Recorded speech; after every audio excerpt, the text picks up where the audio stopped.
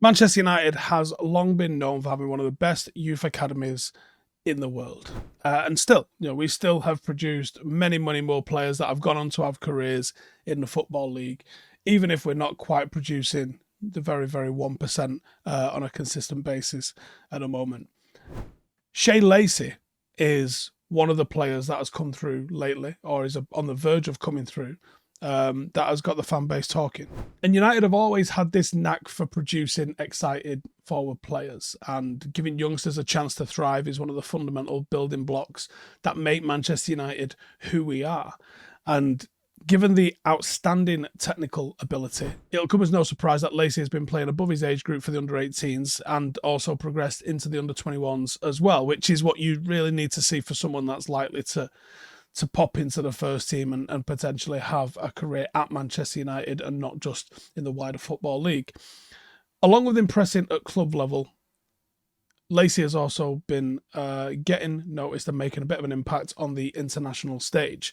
Now, in terms of the style of play, Lacy predominantly plays as a right winger or a wide right forward, and possesses the skills to play sort of anywhere along the front line as a 10 or a winger, either on the left or on the right. And playing as an inside forward type role on the right hand side, Lacy likes to cut in and use that left foot to some deadly effect. Every single time you watched him bring the ball from outside to in and cut in, it's absolutely deadly for the opposition. The way he does it, the biomechanics, the way he glides, and the very high level of technical detail, coupled with the sort of physical framework that he's got, he is almost like a clone of Phil Foden. He plays if you're trying to close your eyes and go, who does he look like? It's eerily Phil Foden like. And they both excel in the same kind of areas. They've both got excellent technical ability. They've got real nice close control dribbling. They both really work as an advanced or wide kind of playmaker, able to play on the right wing, Foden more of a left, but also be a bit of a mix of a wide playmaker and a winger. Real diminutive with a low centre of gravity, incredible agility. They've got change of pace, coordination, confidence, and that close control, the body balance, the quick feet, if you like, that allow them to drift past defenders with just ease. Again, if you've seen him, you'll know exactly what I'm talking about when it comes to just going, Jesus Christ, it's Phil Foden. And like I said, he has the technical, as well as the ability and the confidence to just execute, whether it is by driving the ball forward or if it's killer passes, setting up goal-scoring opportunities for teammates. He is a creative player. Very, very good technically on the ball. Has been accused of being greedy. Don't necessarily think that's such a bad thing for 15, 16-year-old players. You want to see them have the confidence to go and do that. They can learn the tactical stuff at a little bit later stage. But as they're 15, 16, 17 years of age, you kind of want them to just go and really express themselves. So I don't really have an issue with that at all. But he's got the mobility. He's got the acceleration. He's got the change of direction. He's got, real nice level of finishing, and real good short and mid-range passing ability. He is a real adventurous player. He likes to speed things up. He likes to go 1 and 2 touch. He's got very, very strong dribbling. I think that's the thing that stands out the most with him. And he does like to play in that sort of free attacking role, where he gets to roam around, find the pockets of space, and do some damage to the opposition.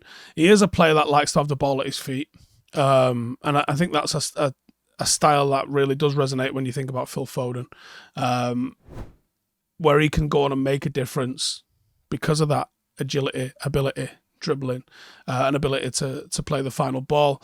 And he is building that reputation around Carrington as a player that has got sublime close control. He has got mesmerizing dribbling ability.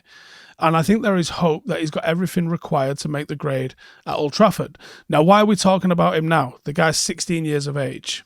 Ten Hag and the rest of the coaching staff should be licking their lips at the prospect of being able to play him, whether they can register him for the first team or or involve him in any way. Maybe look at him in the League Cup. Maybe look at him as an option off the bench at times. He needs to be training with the first team squad, and I think he needs to be challenged. Physically, I think there's a fair long way to go from him. But with the issues surrounding Manchester United on the right-hand side, I mean, Greenwood's gone. Anthony's taking a bit of time out. Sancho's just decided to piss the gaffer off. Diallo is injured. You're talking 4 players right there who would have played on the right-hand side. Now in front of him, he has probably only got Pellistri and Garnacho moved out of position to accommodate him, unless he moves either a Bruno or a Mount out there. But the road into the first team is eroding. The road into the first team is appearing for him. What he has to do is just excel and impress in training. And once he does that, get the opportunity, which might not come this season. This is, a 16-year-old boy that we're talking about. I just want to see him work and work and work. The opportunity may not come this season, but there is a player here. And United should be trying to think about how we can fit him into the team going forward. Because this is a 75, 80 million pound player potentially. For a club that doesn't have, Saudi or UAE level money, this is an option that we might need to be thinking about. Can we get him to the required level? Phil Foden didn't need a loan out anywhere. Marcus Rashford didn't need a loan out anywhere. They need to be playing first team football. Find out what he's about, get him into the first team, and see if he can sink or swim. There's a lot of youngsters being cleared off the books this summer. Some arguably far too cheap. Clearly the gaffer didn't think they were going to make it.